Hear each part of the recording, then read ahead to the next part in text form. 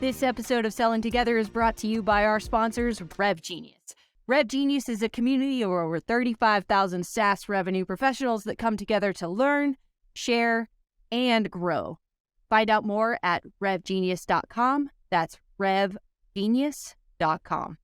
Hello and welcome to this episode of Selling Together, a Partner Hacker podcast. I'm your host, Jesse Shipman.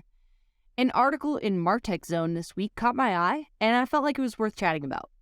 The title of the article is Why Affiliate Marketing is the Most Fail-Safe Market Channel in This Economy. I've been diving deep into affiliate and referral marketing as of late, and I was really excited to see this article come across my desk.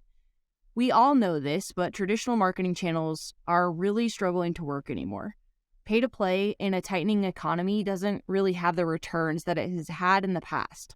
So in this climate, partner marketing and its subset, affiliate marketing, have a cost per acquisition model that allows them to have a guaranteed return on investment. Affiliate marketing is also highly diverse, so companies aren't beholden to a single channel or ecosystem. My favorite thing about referral or affiliate marketing is that when it's done right, it leverages the trust between two people to help each other solve problems. I find myself in networking conversations all the time where somebody will mention a problem and I'll share a software solution that I find really compelling, and then maybe they go out and actually purchase that software. In that case, I'm actually acting as an affiliate marketer, and I probably should actually be getting paid for that. Those companies will likely pay me for that if I take the right attribution steps, especially when I'm getting the person I'm talking to use the affiliate link that I've signed up for. Or even easier, if you have a partner program that you're able to actually just go register a deal, you can just register the deal with the company on behalf of that person. And so, for all you sales professionals out there, it's really worth building up your referral networks, particularly if you're already partnered with that company. And making sure that you are establishing a daisy chain of trust, like your trust to them and their trust to their customers and your trust to your customers creates this really beautiful line of trust that can end up being a huge payoff if you do it right. All right, let's get to today's guest. All right, I want to welcome today's guest, Aaron Howerton. Aaron is a friend of mine. He is the partner ops partner. And you know what, Aaron? I think the reason we get along so well is because I feel like, a number of reasons, right? Like we talked about all kinds of fun things outside of like partnerships and the partner community. But the reality is that partner ops and partner enablement are like the perfect marriage in the partner organization. Like partner enablement falls on its face if partner ops doesn't have all the pieces together in order for partner enablement to say, this is how you do the things. This is how you incorporate the partnerships. This is how you move partners through their journey. Like all of that requires an operations and experience mindset. On the other side of that, though, is that without enablement, partner ops is doing double, triple, quadruple duty, right? Like it just depending on the organization and where the enablement comes from, the partner ops people do enablement.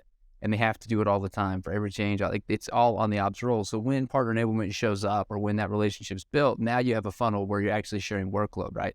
So instead of enablement doing all the ops stuff because they didn't have dedicated ops support and ops doing all the enablement, right? It's just a very good, to your point, it's a very good relationship when you get that established and understand like, no, we're here to help each other because this is cross-functional effort that we have. Well, I think it also is one of those things where like, when you say the word, when people say the word enablement, they sort of think training and content.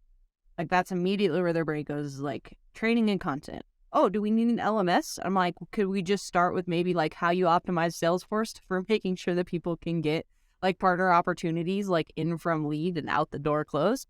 And so when I tell people what enablement is or when I define it, I'm always like, well, it's the environment in which you help people change their behavior, right? It's not necessarily like just training, not just content. Like it's also all of the tools, process, and people to get you from point A to point B and really getting that partner engine to work. You were talking about this fallacy before your intro. You were talking about this fallacy of that partner leads come in, and then they just like sit there, and people are afraid to sort of pick them up. I haven't really figured out what that's all about. I'm not sure if you've put your finger on it either. Do you want to like maybe venture a guess as to like why people are afraid, or why AEs or even SCRs are afraid to pick up partner leads? Yeah, I think it's multifaceted, actually, right? Because one, it depends on how you're getting your partner leads in the system. So you have that operational hurdle of, great, where do they come from? Are they being delivered to the partner manager? I think in different organizations, too, there's different attitudes about partner deals, right? Who's going to work the partner deal? There's some organizations where channel people aren't actually working any sales at all. They're more relational and everything goes into direct. So there's a more direct funnel for that. Some organizations, the PAM or the channel managers hands-on with all those deals. So I think getting it operationally funneled into where your teams work. I'm a big believer that software doesn't need to get in the way of process. It doesn't need to get in the way of what we do. We don't really need another solution to go to, right? So we need all that inbound stuff to come right to where it needs to land for processing. But what I've heard from people is, like, in the BDR space, for one, I don't want to deal with the channel lead because they're all unqualified.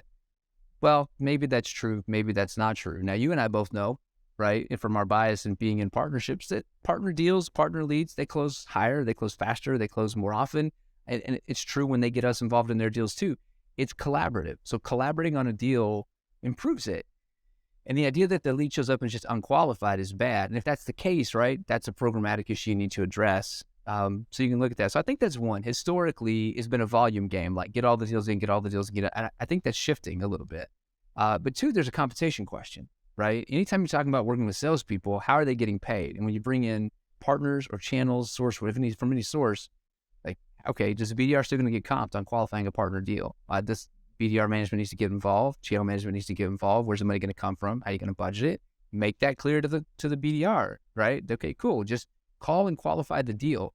Some companies feel their value on their partner leads are so high, they want to skip the BDR entirely, go straight to the AE, because, like, well, why would I pay the BDR for free work when I know this is qualified, and just take it straight to the AE? But then you have to get the AE involved, which means, like, and then there's lots of barriers there, I think, right? Does the AE know the partner? Are they familiar with the kind of deals that are going to come from the partner? Do you have it? You're going to get, like, this enablement, right? Cool. Partner, you submitted a lead. Do we have enough information about the story that's happened so far to be able to pick the story up cohesively? Or is it like it is in a lot of systems where I'm looking at a page with like a name here and a campaign here and a source? Like, I can't tell what's been happening. So that's a breakdown for the customer, right? I think it's all of these things. And then it all turns, to me, it's all back to enablement. Like, when you get all this lined out, really feel like what you want, then you enable everybody to do it well. Use the systems you have, use the tools you have, put the information you have in front of them. But you have all these different hurdles, and a lot of it is that bias against partnerships, which just comes from the historical nature of partnerships. I don't think it's the forward-looking way like that you and I are probably subscribed to, right? Which partnerships is a highly collaborative ecosystem, cross-functional. Everybody needs to be involved. If everyone's involved in partnerships, even if you don't know it, kind of attitude, right? Yeah, for sure. But it's one of those things where, like, I think teams are more open at this point to figuring out, like, maybe what's different. I think there's a lot of chatter out there about, is the function of the BDR going to stay the function of the BDR the next 2 to 3 years? And if it isn't, like, what does that look like? And I think that that partnerships will maybe play more of a role in that.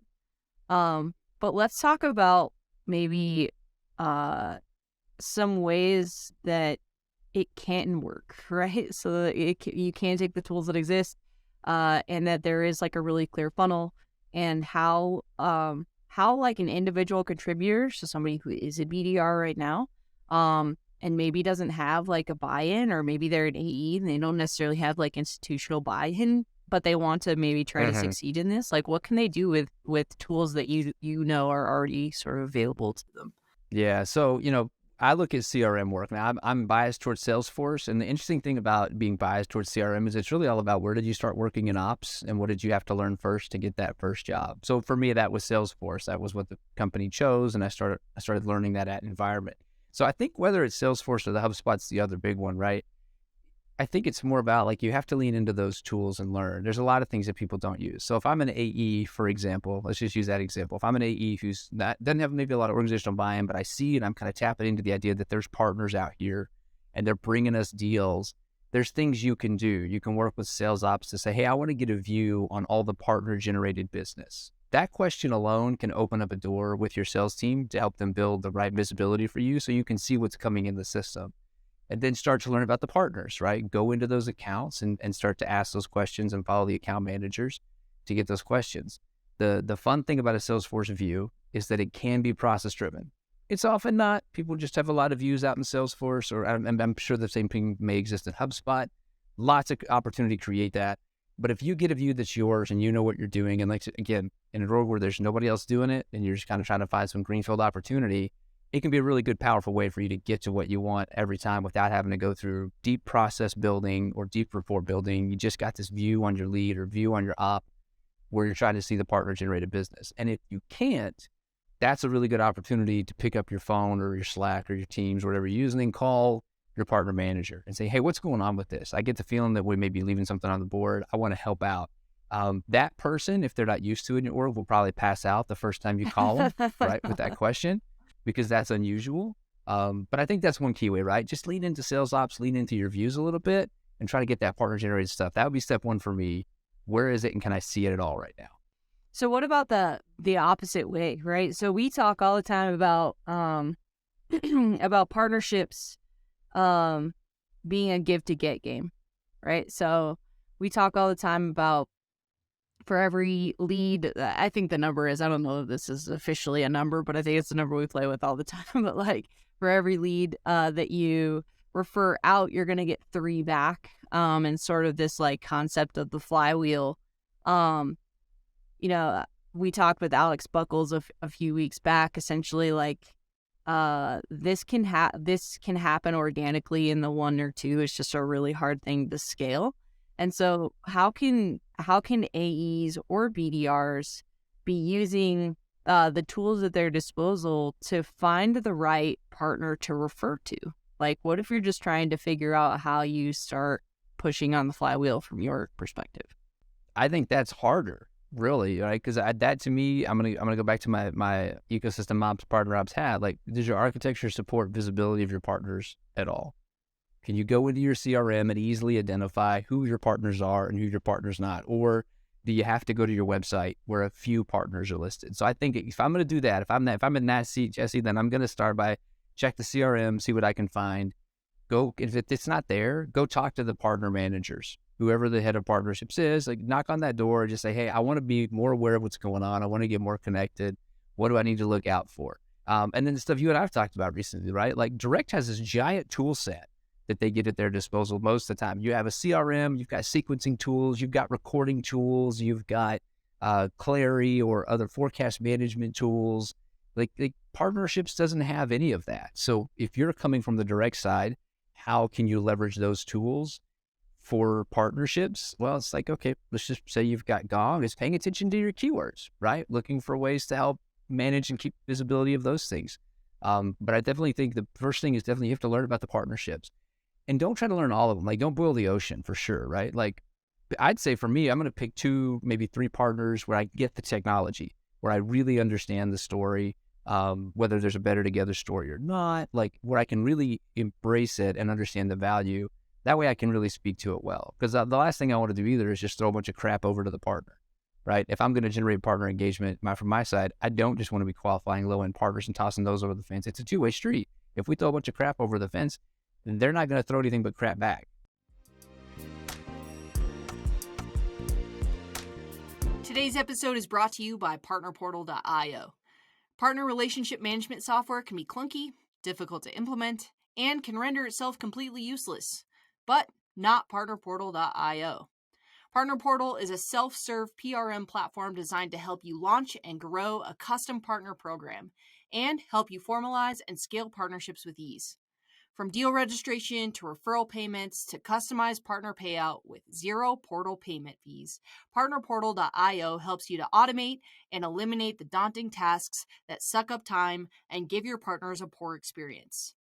partnerportal.io is the next generation of partner relationship management software. Check out partnerportal.io today at partnerportal.io/together. That's partnerportal.io/together.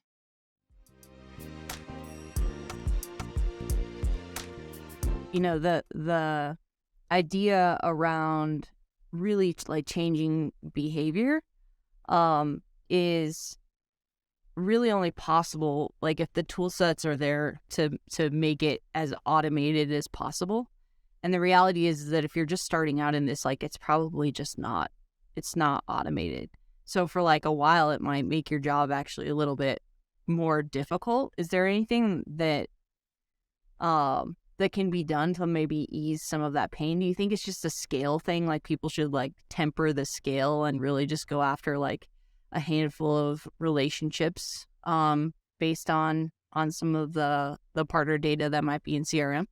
I think it's a great question. And I think you're right, honestly. Like what else can you do? If the organization is not focused on operations for scale, and we could have a whole other conversation about what this means, by the way. Like you and I both worked at organizations that talk about scale, and they want to scale, and they want to do scale. And then scale shows up and demand shows up. And what do we find out? Like they're just not ready. Yeah. So, cool. Scale in most organizations, we're going to go hire a bunch of people to meet the need. And then you see what we've been seeing for the past year and a half, maybe 6 months or 7 months, whatever long it is, like all the cuts. Yeah. Right. Everybody had huge demand show up in the pandemic. Nobody was prepared for it. Lots of people got hired. As that has tapered off to a more realistic expectation, now we're overhired, all because we weren't properly set up for scale, which is all operational work. So I think you're right. It's going to be a lot of effort, but pay attention to the metrics. I would say this too. I saw you post on this today. Like somebody asked us, like, what would you say to a new person in partnerships? Like your response was, get your metrics down, because nobody gives a shit about your feelings, about how good it feels. You know, you might feel like you're doing a great job, but those feelings do not translate to paper metrics. You need to get metrics down. I think it's the same thing, right? Like, cool. If it's not there, track it yourself. Figure out how you could add a tag or a comment or something, or build a spreadsheet. Like, it's annoying. You don't want to have to do this. But if you're the one driving the validity of partner engagement and partner collaboration from your organization, and you don't have metrics to prove that it's working for you, it's going to be difficult for you to get the support you need to get operational support to make these things easier, right? And then when this is how people get into partner ops. I think it's how people get into basically any form of partnerships. Is we're in an organization and we see this thing, we start working on it, and somebody says, we need somebody for a partner X thing, and cool, we're here, we're doing it, we raise our hand, right? So like, this is also a way to work your way into a partnership organization, is to say, cool, I'm doing the work on my end, I'm helping scale it, I'm helping build it. I mean, I can't tell you, I think we talked like the number of head of partnerships that I've met lately that have no prior partnership experience is kind of baffling, but it's because they're in the organization. They've been there for 2 or 3 years, right, putting in the work, doing the sales, earning the stripes. So I think you're exactly right. I'm over talking it. It's just an interesting thought. Like, how would you drive partner operations from a direct position? You have to do it yourself. I think that's it.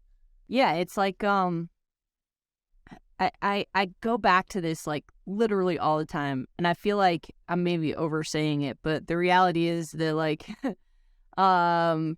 if you're in a position where partnerships isn't a institutionally driven GTM, but you recognize the importance of this and partners exist, but it's maybe not something that's like being driven heavily yet. It's one of those situations where kind of just have to do what doesn't scale until you need it to scale. And so it's sort of one of those like I was a little bit cheeky about measure everything because nobody cares about your no P&L cares about your feelings in the relationship, right? But like the reality of that is that relationship is and trust are the foundations of partnerships. But there's no way to measure them. So like, what is the business outcome that you're trying to get to, right? Like, so partner teams, for all you sales people who are out there, partner teams are intentionally building relationships in order to drive value to customers together, right? Like that's kind of the nexus of partnerships is like, we do this really well, you do that really well. Let's partner up and do it even better for our customers. The measurement of that value is not as clear as there was a lead and then I sold a thing and then we're able to like have revenue and measure that. Like it's a very clear line. And I think like anything we can do to be able to say, like Ty Radigan is talking about this a lot recently, and I love him for this, but like simplicity, right? Like what is the simplest form that partnerships, or the simplest value that partnerships is bringing to an organization, in terms of actual business value, and does it align with the like overall goals of an organization, right? I think we love to in partnerships like have a lot of really good feelings.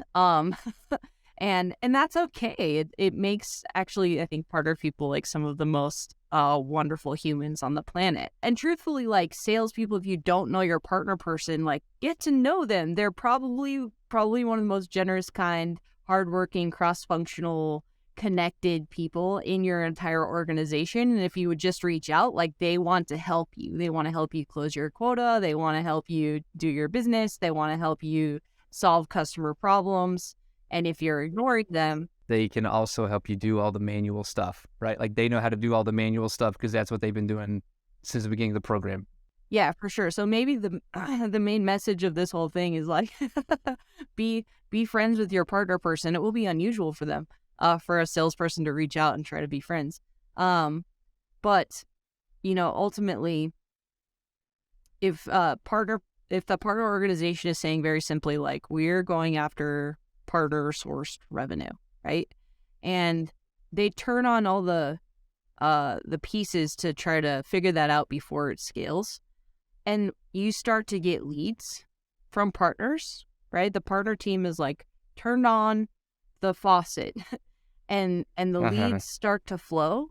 If there isn't a mechanism to close those leads or to at least acknowledge them with urgency, not only are you missing out on potentially fairly easy revenue, but you're also like alienating your partners.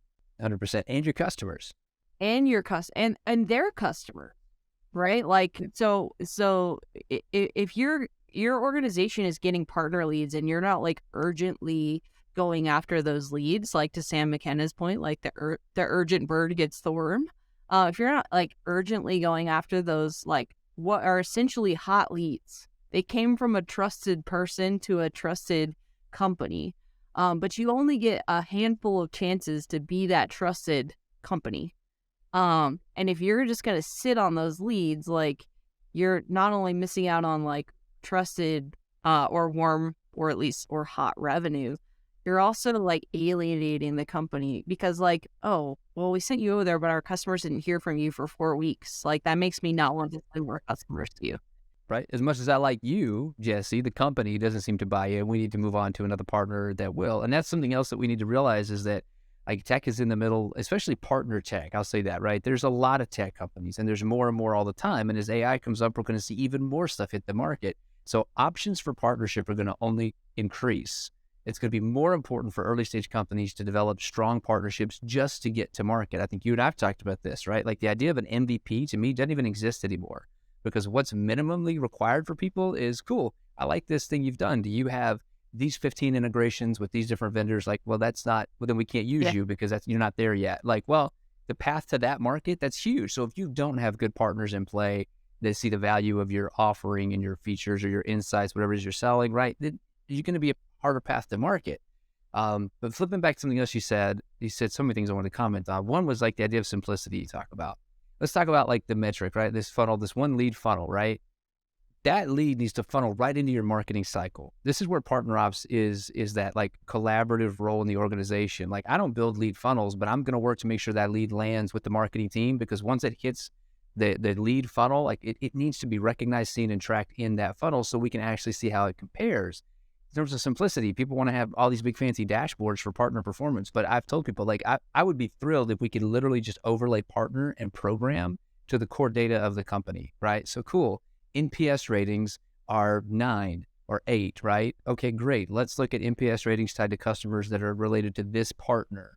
What happens to that rating? Does it go up or down? If it goes up, great. How do we get that partner in more of our deals? Because there's some maybe causal linkage there, right? So it's using that data. I just want to see that one filter, partner program for all the other data of the company. That's when I think a lot of salespeople get involved. They go, oh, look, the numbers are going to be there. The numbers are going up. It's going to help me sell more. I guess what we're challenging is like, we know that that's true. So like, if you're in an organization, you're looking for sales, look and see who's working with partnerships. If you're like on the low end of the sales funnel right now and you're having a hard time closing deals, like go chase down the partner funnel and see what's happening there. And you might be really surprised at how your quarter turns around in 1 or 2 quarters when nobody else is mining that data. I think for me, like, again, if somebody just want to come and say, hey, we don't know what to do with our partner leads and partner ops, like, cool. I could come in and just really enjoy working in that space because there should be really a lot of money and, to your point, a lot of great relationships. It's just good people to work with. Yeah, you know what's so interesting is I was actually listening to an event with a unicorn CEO, and he has spent a lot of time sort of optimizing lead flow and optimizing like his direct sales operations to where it's like, it was a masterclass. I mean, I was listening to him like, oh yeah. So he actually uses like the term from like European football for like relegation. So he has AEs when they come in, they are sort of at the like lowest level, and then they have to meet a certain criteria for like 2 quarters in a row, and then they can move up to the next level. He's got like 4 tiers of AEs, and the best leads go to the top AEs, and so on and so forth. And so like if that's like if you're in a situation where maybe you're in like the 3rd or 4th tier, or you're like a new AE, if you want to like move up that relegation and start getting the best leads, like go find the partner leads first, because those aren't like I know for sure in his organization the partner leads are the hot leads, because he hadn't developed his partner ecosystem. Somebody actually asked him about it. He hadn't developed his partner ecosystem yet, and he knew he was behind on it, but he spent tons of time just like really systematizing and operationalizing his direct sales. So I would imagine at a company like that, where like direct sales is like a beautifully tuned machine, and partnerships is maybe sort of off to the side or like in the trunk of the car, that those leads will help you to like essentially like not relegate, right? They're going to help you move up if you can go find them. To that same point, like what if you took a young BDR? This is something that baffles me too, the more I work in it. Like we take fresh college graduates and we throw them in the grinder that is the BDR lifestyle. And we're like, here you go hustle, right? Like that's the whole culture. And they have to work their way out of BDR into sales. But why would you take a person with no experience and throw them at customers that you want to close? Like that to me fundamentally seems like a bad idea, but maybe you move them toward these other customers with dedicated, like, and I just see that as the same thing, right? A new BDR, partner leads are actually a really nice place to start that person, because they should really be pre-qualified. They should be warmed up by the partner. You've got a relational foundation there. You can let them try out their stuff. They're going to have higher tolerance for the mistakes, and they're going to see more success to kind of help build that confidence. That just seems like to your point, it's another great way to build people up and kind of get them toward a level of success they may not be able to achieve without partners. So I read Latney's from the CMO at 6 Sense. I read her book, and the way they talk about like the way that they've sort of figured out using 6 Sense data, how to not just like straight up cold call people, but to use like 6 QAs to qualify actual like, okay, this person is in market. There's very clear intent to buy. We've done all these things to sort of warm them up throughout their like lead cycle, and then once they hit that 6 QA, then they've got a BDR who will reach out, and so that BDR knows that they're reaching out to somebody who is already like primed, right? They're just not reaching out to like just like some person who may or may not buy or may not be in a position to buy. What I always thought might be super interesting was actually to combine 6 QAs with with overlap data, to be able to then make that potentially warm lead and in market lead like a surefire thing. Think about that's something. So this is another thing too, right? If you think about partnerships, you have to appeal to direct. If they have no exposure, and I think the industry's shifting, I really do. Hopefully this will be true in the next 5 years. But if you think about how to appeal to them, account mapping is one of those, like the joint partner value. Like that's a really clear way to go get them, because these guys have been doing this stuff on the side with like Excel files for years, right? Direct rep to direct rep. They're working cross-functionally to get collaboration and build that relationship. So we're just saying, hey, let us go do that with actual official companies and partners that we both want to see grow. And you bring that in. And you're absolutely right. The thing about Sixth Sense is that I don't think people understand the value of that platform. I mean, I've worked in a couple. I mean, I worked there. Don't get me wrong. I was at Sixth Sense, and I went there because when they knocked on the door, I'm like, yeah, I know your tech. I know what you're doing. It's amazing, right? That 6 QA rating alone, that's like the most valuable insight they provide. And if you can learn to leverage that alone, you'll open more deals. But also, if you work with partners, you can open more deals than that, right? Like to your point, it's layering these relationships so that partner deals, I think, will still outperform 6 QAs on their own. If 6 QAs can get you to like a 50% close rate, and then you start to layer partners on top, it's really just kind of this exponential growth engine. But to your point, what you talked about earlier, right? Enablement and operations. So now you have a plan. Let's just say we wanted to do that. Jesse, what would that look like, right? Operations, we got to get the 6 QAs funneled in. We got to get your account mapping set up and visible in Salesforce. We need enablement to do the training. Marketing's got to be bought in, right? This is ecosystem. This is not partner ops enable. We can't sit in silos. We all have to work together to pull all these strategies together. And somebody has to show up with the strategy. So imagine if you're a new sales rep and you've just heard this podcast and your company has these tools in place and nobody's doing any of this stuff, and you could take the strategy we just gave you and go put it into play. Like, I would love to hear back from anybody who tries that to tell us, hey, I crashed and burned hard on that, or I did really well. Either way, that'd be interesting. Yeah, I also want to make sure like any BDR or any like, BDR is looking to maybe like move on from BDR in their career, or like change it up or whatever it might be. Like, don't hesitate to reach out. You can reach out to me. I'll put Aaron on the spot too. You can reach out to Aaron too. 100%. Like, we're not just gonna like leave you with the podcast and hope that you make it. Like, we're happy to discuss like any of these wild ideas that we have. In a one-to-one situation. Yeah, for sure. Yeah. Cool, Aaron. The things that I want people to take away, first of all, is like, if you're a BDR or an AE and you want to have visibility into partnerships and you have Salesforce or imagine HubSpot, like, be asking for a partner view. See if you can have a Salesforce administrator or a HubSpot administrator turn on a partner view for you, so that you can at least have some visibility into who the partners are, what they're doing, how they're engaging. The second piece is like, go be a best friend to your partner person. Like, there's no harm in creating a relationship there. If you express interest, they will help you to retire your quota. Anything else? A lot of them get comped on that, right? Yeah. So like you helping them helps them out. I would say the last thing I would say is just use the tools you've got, right? Like we get inundated with new tag, but learn the tool stack. The best salespeople that I've ever worked with, the best direct people, as the winds constantly change, right? Oh, we have a new sales rhythm. Oh, we have new opportunity staging. Oh, we have new requirements. Like, the best salespeople I've ever worked with, they kind of live above that. Sure, they do that. They keep up with the company, but they're living above that because they have learned how to master their tools and their craft at a level where they have their own strategy, right? So they're using the tool set effectively, and you want to learn how to do that, because then no matter what happens underneath you with the winds of change and the systems and everything else, you know how to leverage your Salesforce and find data. You know how to work with partners. I think it's going to be a big one, Jesse, right? But then you know how to use and get the most out of the tools without anyone having to show you what to do all the time. So it's worth it to go learn how these tools work, because I think it can really accelerate your game and accelerate your learning. Yeah, for sure. Like, the whole point is that the tools are there to make your life easier. Even though I think frequently the sentiment is that the tools are a thing that I have to do. They're compulsory. And the reality is that like, you can make them work for you and help you to do your job a little bit easier. If you're looking at it right. So cool, Aaron. You're the best. Thank you so much for hopping on. And you're the best. And you're the best.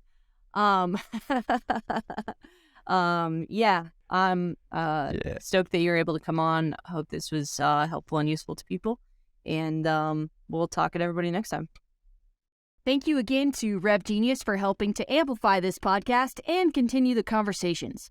If you haven't joined yet, join the free community at revgenius.com. That's revgenius.com.